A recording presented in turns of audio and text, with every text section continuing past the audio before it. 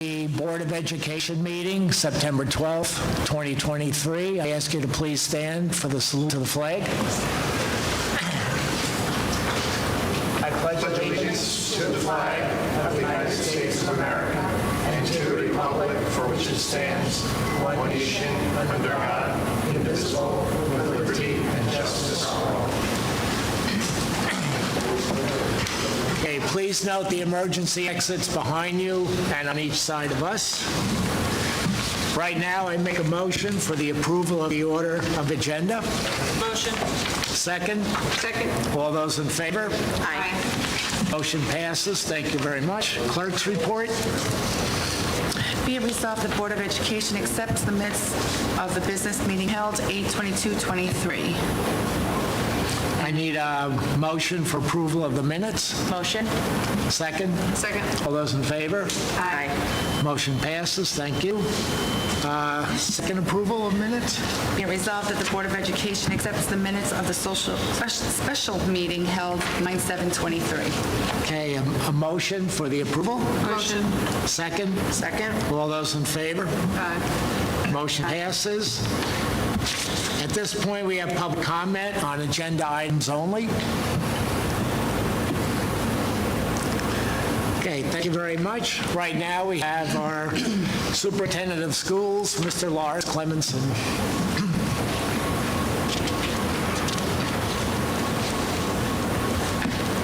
Happy New Year, everybody, and those watching at home. We'll start off with our enrollment. Every year I mention that September is a little bit mushy as kids are coming and going and enrollment is settling. Sometimes we have families who intend to start the school year with us, but for one reason or another end up enrolling in a different district. And so you can see that today we stand at at exactly 2,003 kids, including our ungraded students in the elementary, middle, and high school. Pre-K, we have our scope program is full, and we have seats in the UPK program and Just Kids next door that has some vacancies. So sometimes we'll get families who have a circumstance that changes, and then when we have a seat, they can come right into that seat. October, the number gets a little firmer, and so enrollment continues to shift day by day in all three buildings. We have that. We do always have that last 2 weeks of families getting settled and coming in, so it was hectic there, getting bus routes set and schedules built, but that's where we stand today. This is not totally out of line with where our projections have been. We do those every other year or so to project based on birth rate where we see the district going. We're still heading in that direction of graduating big classes and having smaller classes. For example, 129 second graders, 200 seniors this year. So you do 180 right behind that, 180, 160, and smaller numbers at the elementary school. So what that's going to do is bring us down a bit, and we keep that on a page as we're planning for long-term programming, staffing, budgeting. So that's why I would start with enrollment at the top of the page. We kicked off last week. What I'd like to do is spend a couple of minutes with talking through where we kicked off as a district last week. It's been a great first week of school. If you couldn't find a parking spot at the high school today, it's an indication that we're back. We're fully back without asterisk there, and kids are busy, and things are happening from early in the morning to late at night here.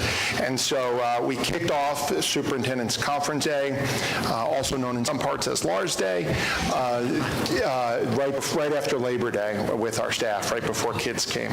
And we took the opportunity to start by reminding ourselves, taking a moment with our mission and vision statement, because from time to time it's important to go back to that because it should be timeless, right? Our mission does not change with the wind. It could change over time, but more or less it's a timeless commitment to what we believe the ideals of Hampton Bays are. And so you can see there, the mission and vision have a couple of hallmarks in there. A strong academic foundation, a solid character, commitment to the community, our community, and a dedication to lifelong learning. And we do that in a number of important ways by creating a safe and caring learning environment that supports the entire child, a program that celebrates intellectual curiosity, the diversity, and individual talents of kids. So we start there to test the system and look at each of those hallmarks that are highlighted and underlined there and challenge ourselves, and we're challenging ourselves this year to test that, to audit that, and to be able to point to examples that our kids have and opportunities and programs that our kids have that do those things. That's how you test if our mission and vision is still on track, and we're on track to meet that mission vision. So we started there, and we framed this year with some symbolism that the creation of a future for a Bayman is putting together a puzzle. I've used the assembly line analogy before. I like symbolism in that way. I think it galvanizes the community. And what we've seen over the last week is the idea of the puzzle, putting together a puzzle from the time a child is with us in pre-K and kindergarten and all the way through to the commencement tent, that we're carefully putting together the puzzle, and that we each hold pieces of that puzzle. The community does, families do, the school system does, our parent support groups. And so you start to see this puzzle symbolism pop up, and that's how we're going to approach this year in terms of how we govern and how we lead, and in terms of making sure that we are running the programs that we want and that are viable for our kids. And when you do that and all the pieces of the puzzle are put together, you see then what we're back to the mission: academics, character, community, and lifelong learning. So what I want to do is just talk about a few of our initiatives this year, and then I'm going to ask the leaders from each of the buildings. They're going to take 90 seconds or 2 minutes to just share their recap of the last week and what they're excited about this year. So to solve that puzzle, our strategy this year, what we're committed to, are the bread and butter things, right? Our AP classes, our ENL program, strong special education services, co-curricular and athletic activities, the arts, the fall drama, the spring musical, all of those things that have become just, that happens in Hampton Bays. It's what we do. But we have a few initiatives this year that are important to us. The first one being what you see on the left, SSIS-SEL. That is a diagnostic tool. Not a diagnostic tool for reading or math or vocabulary, but a diagnostic tool on mental health and wellness. So it's an opportunity for our kids to take a brief assessment. It's age appropriate, so a kindergartner is not taking the same assessment as an 11th or 12th grader. But what the SSIS-SEL program is going to do is give our social workers and our student support teams the information that they need to get a sense for the self-management behaviors that are strong or lacking in certain grade levels, self-advocacy, management, coping skills, and from there, we can use those results on an individualized fashion. Lars needs this support. A small group setting, these group of kids might need this intervention to be supportive of the whole child, or whole group, what the entire grade or what the entire school program needs in terms of what our kids are telling us through this diagnostic. This is data informed. It's data, it's evidence based. It's evidence informed. We're going to pilot it in one grade in the middle school this year. A quick pilot. We're going to use it earlier on this year. Make sure it does what we want it to do and what we can do with, and take it to what we want to do with kids with it, and then we'll consider the next step where we continue to bring that to scale and bring it across the grade levels and across the buildings. In the middle, you see our commitment to food insecurity. As Larry mentioned at our last meeting, we have moved to a community eligibility provision school, CEP, which provides a free breakfast and lunch to every student in the district who wants one. Letters have gone out to families, making sure that they're aware of that opportunity that kids can take advantage of. That's funded and subsidized by state and federal dollars because we meet certain benchmarks and thresholds. Food for Thought is our school-based food pantry in partnership with Stop and Shop. That continues to be a very important place for us, particularly leading into weekends and holidays and extended vacations. Mr. Farrar just coordinated with Long Island Cares food pantry and Stop and Shop an all-day food drive at Stop and Shop on Saturday here in Hampton Bays. A couple of pallets of food will help stock Food for Thought, which is located discreetly here at Hampton Bays High School. This Is My Story is our commitment to every student in the district. We have engaged this work over the last several months, where our newcomers at the high school level get to tell their story, both in English and Spanish, about their journey to the United States, specifically Hampton Bays. Sometimes that immigrant story is trauma-informed, and so there is a strong mental health and social worker component to that. Hampton Bays was asked to present at the New York State School Board Convention in Buffalo in October, so we'll be able to tell our story of This Is My Story to school boards across New York State, because it's an important story to tell.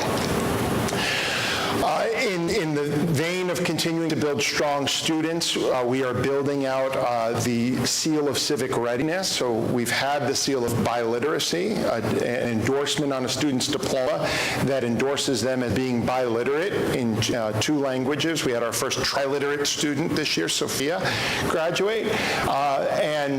The Seal of Civic Readiness is exactly what it sounds like: teaching traditional civics education in school and having a system in place where we can document that kids have gone through certain experiences, a hands-on action research project, taking and succeeding in certain social studies classes.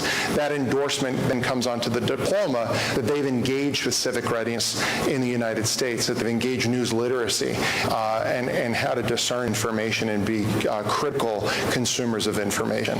More important than ever in 2023. It goes back to that puzzle piece. Is a graduate just the result of a transcript that has a lot of tally marks on it that made the threshold, or does it do all of these other things that are important? Naviance, where you see right in the middle, in years past, we've scratched the surface of what this online tool can do for kids. This is a program where, at its most basic level, you can go and check out the University of Texas and see what SAT score you need and where you need to, what the dorm situation is and what the tuition and fees are. But at its deeper level, it can help students really build out their profile, upload their own test scores, build their resumes in this tool, and then what it does is start to match you to programs. What we're excited about it doing this year is beginning in 6th and 7th grade in Family and Consumer Sciences all the way through 12th grade, every student every year is going to take a career interest profiler, what do I like, and a skills profiler, what am I good at. That might change over time as students have different experiences in engaging with our program, but what it will do is, again, on an individualized level, be able to say, Dot, you're good at this, you like this, you should consider this. On a grade level, we can see what the characteristics are of that grade level, and does it have any implications for the types of field trips that we do, or the types of speakers that we do bring in, or the types of job fairs that we do, and then target kids to work in some of our local community businesses because they're good at it and they like it. They may not have that self-awareness. So that tool is being built out in both the middle and the high school this year. This Friday, Mr. Farrar and Ms. Fox are hosting executives from Teachers Federal Credit Union to continue the conversation around the Beaman Banking Center, which is right here in the old school store. So we are aggressively trying to develop that partnership so that we can have an early 2024 opening where we have a legitimate branch of a financial institution operating here in the district with opportunities to teach kids financial literacy, budgeting, and give them real opportunities to deposit and withdraw money, and kids working behind that counter as another career component of the work. So more to report on that. Right now it's still behind the curtain, and we'll see how that develops with Friends and Teachers this week.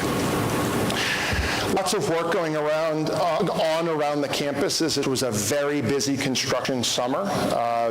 We are now 10 years out of the 2012 bond referendum that was passed in November of 2012. Blink of an eye, also feels like 1,000 years ago that we've been doing construction, but beginning summer of 2013 through this year, we've had a decade of some pretty significant campus upgrades that were done in ways that were fiscally responsible, using COVID grants, replacing retiring debt so there wasn't a tax increase for doing that, and then using small amounts of money each year if there is surplus in a budget to tackle a project. So you can see at the elementary school, that's the yellow brick road there. That will lead to an outdoor classroom space that you see on the right. That's Shoreham-Wading River's example. The pad is poured, the foundations are set, we're just awaiting for that steel to be put up, and it'll be the size of a classroom, so classes can go out there and use that space. We're in the process of working with American Recreation, a Suffolk County partner, to expand the footprint of the elementary school playground. This plan, you can see where it says existing playground. That's the existing playground, and then those pieces around it that form that dogleg there were the result of some brainstorming and planning and visioning by our athletics and phys ed department at the elementary school. What are kids like? What are they, what do they gravitate towards, and what's lacking there? So hoping to get that in place. It will be in place this school year, not immediately, and then of course we're racing the weather as we get into the winter months. We have facilities that promote our programmatic success, and so a few things that we mentioned at our August board meeting that I'll just reiterate now. We had track repairs this summer around the multi-sport field. It's not just football, and then our softball and baseball fields have synthetic surfaces on them. The fences came down this week. Everything was installed, and we're just restoring the site work around there, the grass, at the seam. Athletically, we are running full programs. Right now we have a JV football program in place for its second year. That wasn't a surprise to us. We had projected that our hope would be to be back to a varsity level program fall of 2024. That seems to still be a possibility and the potential for next season. What we did discuss also in August was the idea of bringing boys volleyball to Hampton Bays. So an update on where we are there is Mr. Foster has been costing out what that will cost the program in terms of dollars. And then yesterday, a survey was released to all students in physical education classes facilitated by the teachers, a survey from 5th grade to 12th grade for students to gauge their interest so that we can generate some excitement around this idea. While being mindful about offering new opportunities to kids and using that information and the data that we get back to balance or be aware of impacts that other programs could feel as a result of bringing a new program on. All of that's going to be, is underway right now, and then when we have those results, we'll bring that to the Board of Education Athletic and Co-Curricular Subcommittee. Our timeline for a decision like this for a 24-25 program is to make this decision by Christmas. So that's where Section 11 needs to know for scheduling and planning purposes. If this is a commitment that we're going to make and be excited about, we need to do that the first part of this school year. At the middle school, that pad there is next to the Good Ground Garden. Mrs. Fox and Ms. Taylor at the middle school and Mrs. Udines in the counseling office have been working to build out gardening curriculum. We received a grant for some tower gardens to continue that sustainability work inside the building. And that old hothouse that was that thick plastic that was not in great shape and was beginning to fail was taken down at the end of the school year, and we're awaiting the equipment that will put a true greenhouse in that spot there. That's big enough for a classroom, and so Mrs. Fox is working with Mr. Luce on using some of the remaining COVID funds to populate what goes inside there, so tables and the equipment that you'd actually need to to put inside a greenhouse. It's not just a structure, but we want programming in there as well. On the right-hand side, you see the high school library courtyard, which is a lot brighter than it was. It was a failing space that was very challenging to maintain over 45 years, getting landscaping equipment in a place that was 100% enclosed with hallway. Was difficult over these generations, and it showed its wear, and it became largely unusable in the last bit of time. COVID taught us, and the COVID grants supported that. More opportunities to be outside are better, and so that courtyard space is not yet fully complete, but when it is, it will fit 2 classrooms at a time. So that little concrete barrier there can separate 2 classes who want to go outside. So keeping in line with our outdoor garden, the outdoor classroom at the elementary school, this follows right in suit here at the high school as well. Fully enclosed, so checks that box of safety and security as well. There's no exterior access from anybody outside of the school as well. And a brand new gym floor. This was the result of an insurance claim, but we're back. Volleyball is playing on that court right now. They started at last week. It's beautiful and was a full rip and replace, so a big construction project this summer. And the classrooms that enjoyed the new air conditioning really enjoyed it over the last week, but it is not all, and it is arguably not enough. But we call it Mr. Luce's HVAC initiative, and every time there's an opportunity to bring more classrooms online with some air conditioning, we do that. And so 8 classrooms at the high school, 8 at the elementary school will come online soon. We had hoped for that to be this summer, but parts. So little bit by little bit, we're taking chunks and we're picking the rooms that are the highest profile rooms that get the hottest. And of course, that's now prime real estate for classroom assignments, right? Okay, so the other piece of the puzzle, strong students, strong facilities, strong budgets, and fiscal operations. So we mentioned the community eligibility provision for breakfast and lunch. We are in the process of finalizing a new state grant opportunity for upwards of $500,000. It's called the RECOVS grant for mental health support and learning loss. This was an older slide, but we added a learning loss component to that as well.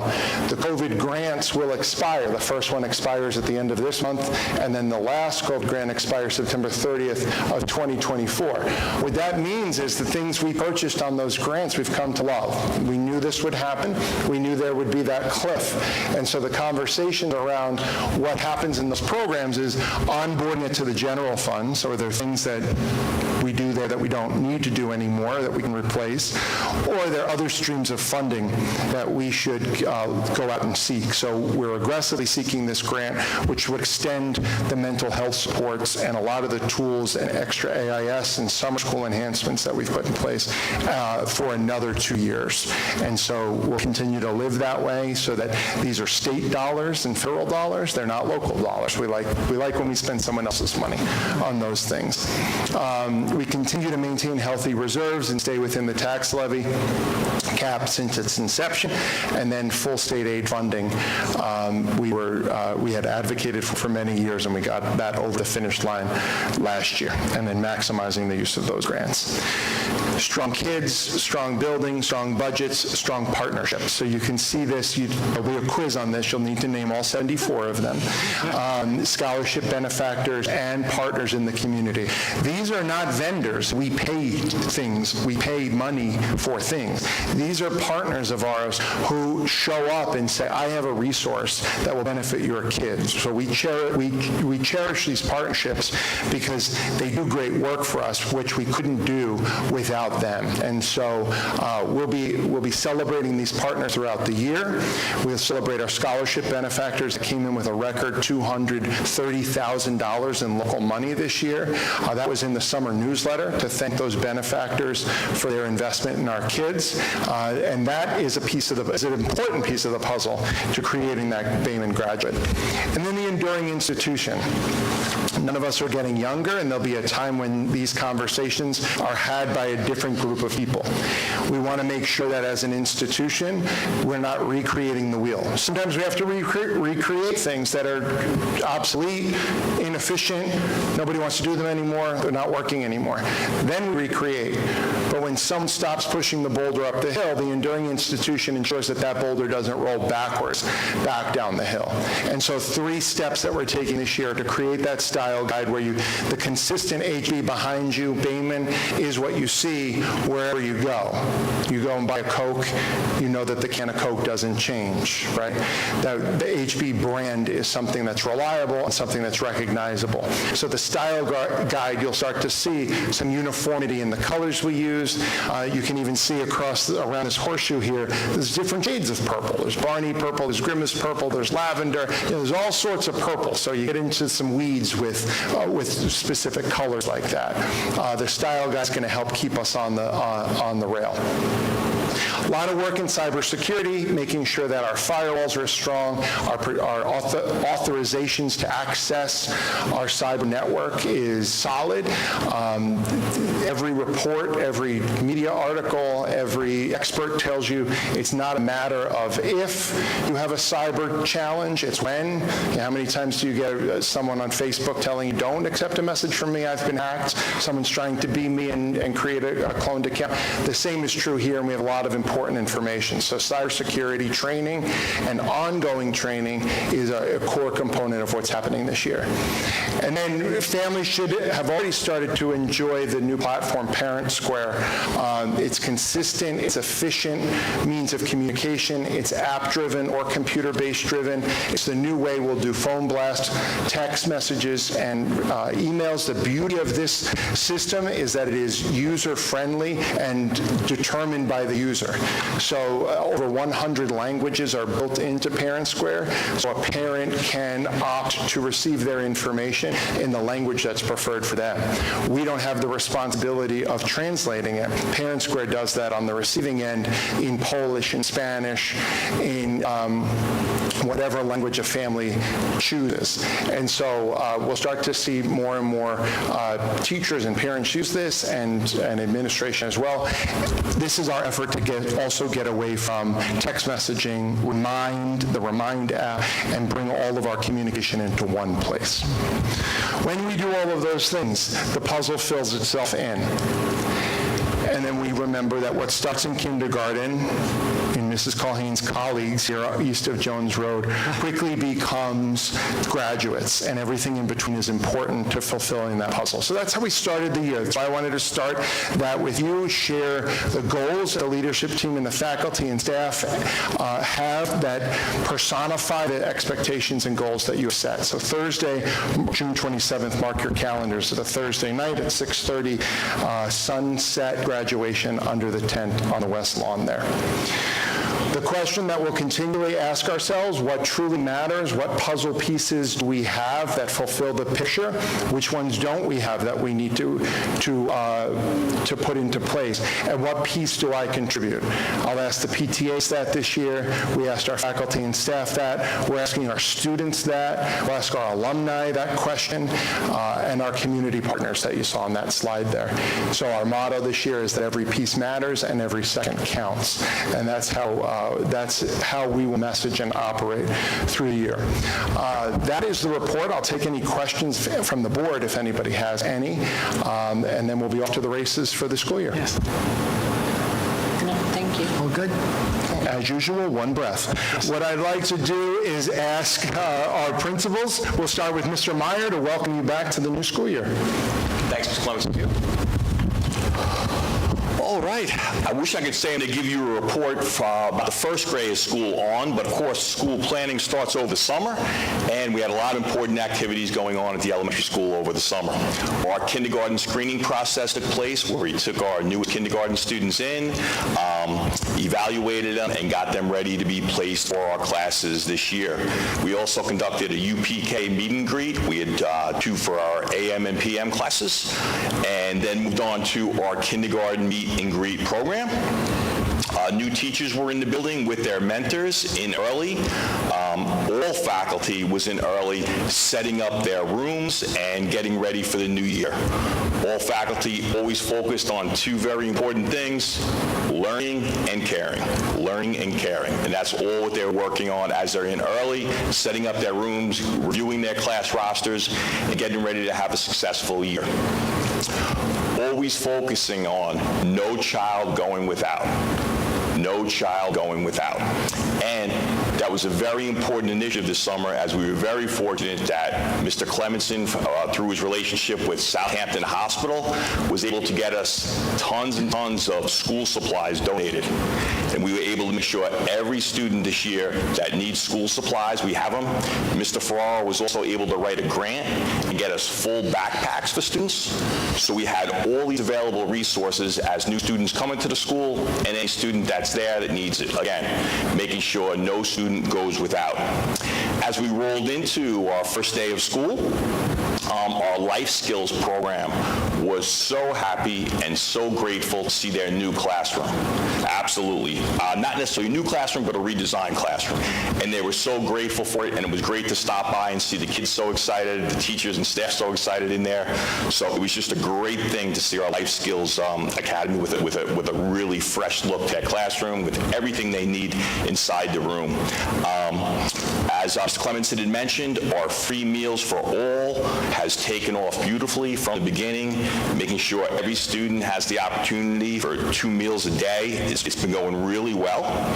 And like we always say from the beginning of the year, with students being some students being in the building for the first time for an all-day, long day, we always get right off to our safety drills as a major priority. So at this point in the year, we've already been through fire drills, lockdown drills. Today we had our first stair chair drill. And our physical education department is going strong with our bus drills. So safety, again, getting right off to a good start as the #1 priority. Mr. Clemenson mentioned this briefly, but at the end of last school year, Mr. Clemenson, Mr. Luce, Mr. Foster, Mr. T, and our whole physical education staff had gotten together on great ideas to brainstorm with our playground consultant about how to improve the outside space at the elementary school. I have never in my career been as excited about the possibility of a little ninja course going to the playground at the elementary school. You heard it right, little ninja course. Of course, as we said earlier, always having the student safety first. We would never let students on that course before Mr. T tries it out. So we're going to see how that goes. It might not be such a little ninja, but we are looking forward to that course. We're hoping that comes very soon within this school year. We just had another meeting yesterday, and I think it looked great. Yesterday, on a serious note, our 4th grade was able to put on a September 11th Patriots Day assembly. It was great to see so many community members from our fire department, ambulance, first responders, military groups, elected officials, all in the elementary school, all to remember September 11th and Patriot Day. Our 4th grade class did a wonderful job putting together an assembly that our musical director, Mr. Polaro, begins working on when they're 3rd graders at the end of 3rd grade, so they're ready for our Patriot Day. So it was great to see that yesterday in the opening. Tomorrow night is our first PTA meeting of the year, and I did want to publicly thank our PTA for providing us with a beautiful book vending machine. Also some great landscaping and design projects that they completed. Our PTA has just been fantastic and unbelievably generous, and again, really looking forward to, by the end of the month, using the book vending machine with our students, and again, we're very grateful for some of the landscaping projects they had completed. We're still looking to give every student the most social, emotional support that we possibly can, and we're very grateful to the Board of Education for providing us with the extra social worker this year that we're sharing with Mr. Shug. Already, there has been some great things going on, just having that extra person on staff, and we really are very appreciative of that. As again, always very cognizant of our social, emotional support for everybody, every student. 2 of Mr. Carlson's favorite programs, beginning in October, We will be bringing back our dog therapy program, also known as Love on a Leash. It will be returning. It's one of the most important, significant impacts is that through therapy dogs, it's, again, social-emotional development with helping students with social-emotional development. They have truly enjoyed this therapy dog program, and I can't tell you, I don't get through one day when anyone asks me, when are the puppies coming back? When are the puppies coming back? So they're coming back. It'll be first week in October. We're looking to get it back, but we're really looking forward to bringing that program back. And also, like I said, two of Mr. Carlson's favorite programs, First in Math. And First in Math was a program last year where we were able to get a team up to the state tournament, and we're already hoping to duplicate that this year, and that is up and running in the elementary school, full throttle. That's, again, our First in Math program. We have our kindergarten open house on Thursday, September 21st, and then we have our regular open house on Thursday, September 28th. We are looking forward to a fantastic school year. Thank you for your support always. Thank you. Thank you. Mr. Shutt. Good evening. It's been a positive, productive, calm, orderly, safe, and healthy first 5 days back to school with students, staff, and families at Hampton Bays Middle School. As you heard Mr. Clemenson say just now and on opening day, every second counts. And for us, it's in the areas of academic excellence, developmental responsiveness, social equity, and organizational support. Our team's focus in these areas will keep us on a trajectory towards being a high-performing middle school. HBMS is off to an exciting and strong start. Allow me to share a few highlights that we are focused on this year.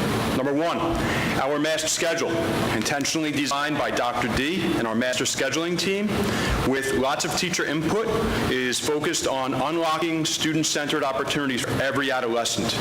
We're making every one of 25,200 daily seconds we have available with teachers and students count. Number two, we are focused on academic rigor through a great block schedule designed by Dr. D, where we batch science and math and ELA and social studies. There's a high level of teacher collaboration and cross-curricular opportunities around this. Regents course offerings and living environment for all and algebra continue with high degrees of team and department collaboration and some great results. Number three, we're focused on meaningful engagement for all learners. New for this year, 7th and 8th graders have more choices: band, chorus, ukulele, world drumming, as well as art and design and literature, library media studies, news literacy, STEM, plus intensive AIS based on iReady results. Number four, we're focused on MTSS interventions that started on day one of school with teachers providing personalized support to students based on iReady data. Number five, we're focused on supporting teachers' use of what they're learning and ways to collaborate around utilizing Parent Square, as Mr. Clemenson mentioned, as a tool to complement phone calls, emails, and team meetings, and ways to partner with and inform parents of regular school and classroom updates. Number six, we're focused on middle school counseling and learning support teams, development of Naviance unit plans, so students may explore, like Mr. Clemenson says often, what students like and what they're good at in greater depth. The team works together daily to screen and monitor student social emotional wellness. And once again, this phenomenal team of counselors is taking the lead on Start With Hello Week, which begins next week, and our school's pursuit of a third No Place for Hate designation throughout the school year. We're really excited about that. And number seven, our team is focused on boosting student voice and perspective for our school's decision-making while growing adolescent confidence, agency, and self-advocacy. This happens in everyday conversations with students. We love that part of our day when we can talk to kids and learn from kids, as well as restorative discipline practices and organized student leadership meetings, which are some of the best parts of our days when we get to listen to kids and hear their perspectives and help boost their voices and their influence and impact. They really have a great experience seeing firsthand what their work can do to make a change, a positive change. And last but not least, number Number 8, finally, we look forward to HBMS's open house on September 20th from 6 to 7:30 for our 7th and 8th graders, and from 7:30 to 9 o'clock for our 5th and 6th graders. After-school clubs, some of the best parts of the day for some students, will launch again in October. Thank you very much. We look forward to a great school year, and thank you for your support. Thank you.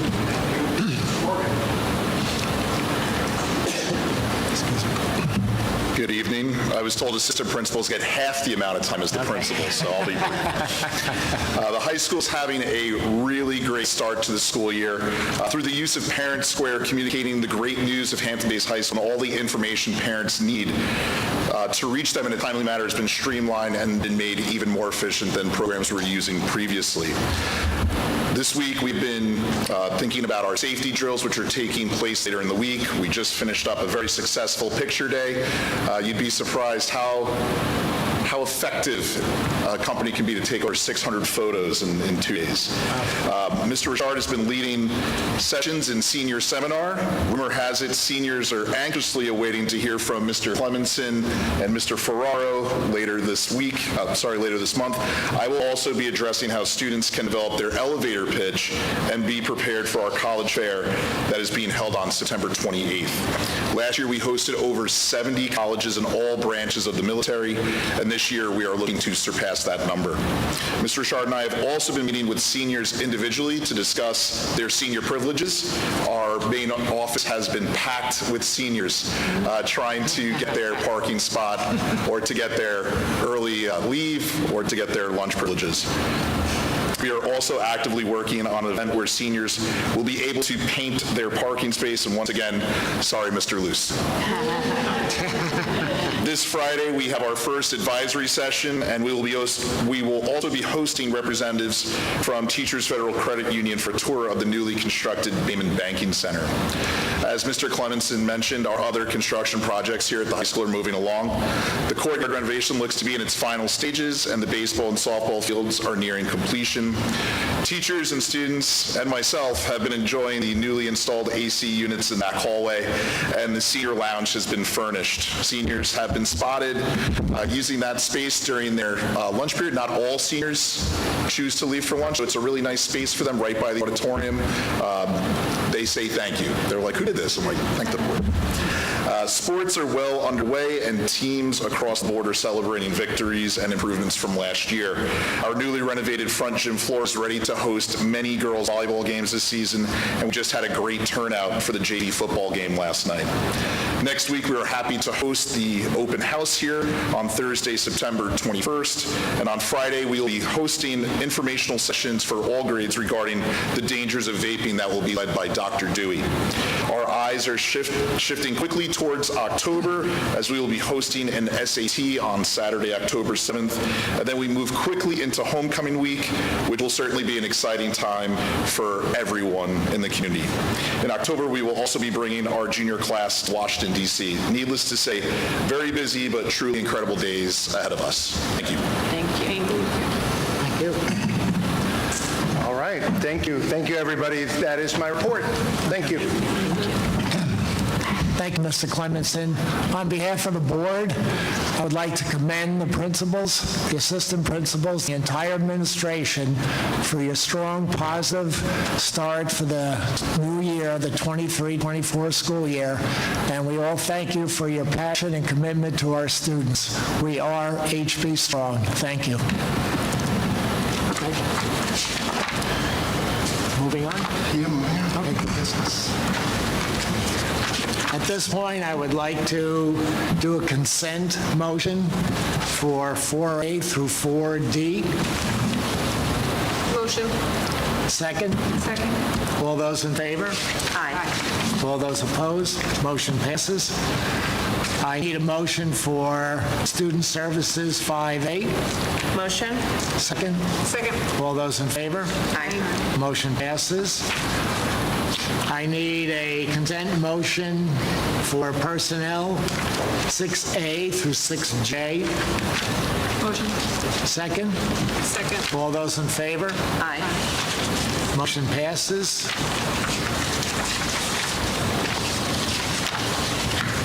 Is that 7? Yes. 7?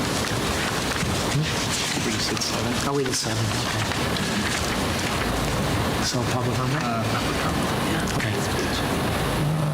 Did we do 7? At this, did we do 7? Do 7. I'll do 7. Oh, there it is, it's way down here. Okay. I need a motion for 7A. Motion? Second? Second. All those in favor? Aye. Motion passes. I didn't even see that down there. Okay, at this point, we have public comment. Persons may address the Board of Education on any matters of interest or concern. The board president will recognize all speakers. Time limits may be imposed based upon agenda needs. Is there anybody who wishes to make a public statement? Okay, please come up. Please state your name. Hi, my name is Kathleen Sutton. I won't take but a hot minute of your time. I really am just here to say thank you. My husband Bobby and I are the parents of 3 kids who have come through the district, a 4th one that we don't like to talk about. But our 2 boys were the class of 2022 and 23 and are off doing pretty great things. And I attribute that to you as a board for your support of everything that Lars and his team does. I mean, it started with June Eaton teaching them how to read in kindergarten, and Mark Meyer and Dennis Shug and Mr. T, and they have all been a part of our kids' lives. When I walked in today, Mark was like, "How are the boys? How is Georgia?" And it's a community. I work in public education, and this is not how it is where I work. And I want to say thank you. I think Lars and his team, they get it done. What they do right. I believe you care about children, and that is obvious in all of the things that come out of your mouths and that you do. And I appreciate being part of this community. I thank you. Our daughter is in 10th grade. She chose last year for 100 Reasons or Less to go to St. Anthony's High School. And at the end of the year, she said, "Mom, I want to come home." And to her, HB is her home. So she is back. Good luck. And but this is her home, and she knows it. And I think that's a credit to you folks. And I just want to say thank you as a community member, as a mom, and I appreciate everything you do. Oh, thank you. Well, we thank you. And I got a dog because my daughter's in the car yelling. Thank you. Thank you. Anybody else? Anybody else? Please state your name. Good evening. My name is Michael Patek, and I came here to ask about the boys volleyball, which you answered my question previously. I'm happy to hear that it is on the board agenda, and the school's trying to get it going. Hopefully we can get at least in a middle school program going in this winter, so they're ready for next year. And maybe part of this survey that you guys started, maybe the school gym could be used as a gym, as open clinics or open gym for these boys while the girls are playing away or not using the gym, to see how much interest is there, because I've been talking to a lot of parents, and there is interest. Boys volleyball is fast-growing sport, and I'm sure you all know the girls volleyball just had 92,000 people watching them playing out in Nebraska, so it'll be a shame for our school to miss this and not have our boys play. I think, it's a great sport for smaller schools because you don't need 30 kids on a team. Hopefully we can get it going, and if you guys need any help, I'm here to help. I'm offering my time for free. Thank you. Okay, So thank you. for all you guys doing for our kids. It's all good. Thank you. Thank you. Yes, we appreciate it. Thank you very much. Anybody else? Anybody out there? Okay, at this point, I need a motion to adjourn the meeting. Motion. Second? Second. All those in favor? Aye. Motion passes. The meeting is adjourned. Thank you, everybody. Thank you. They gave a nice talk.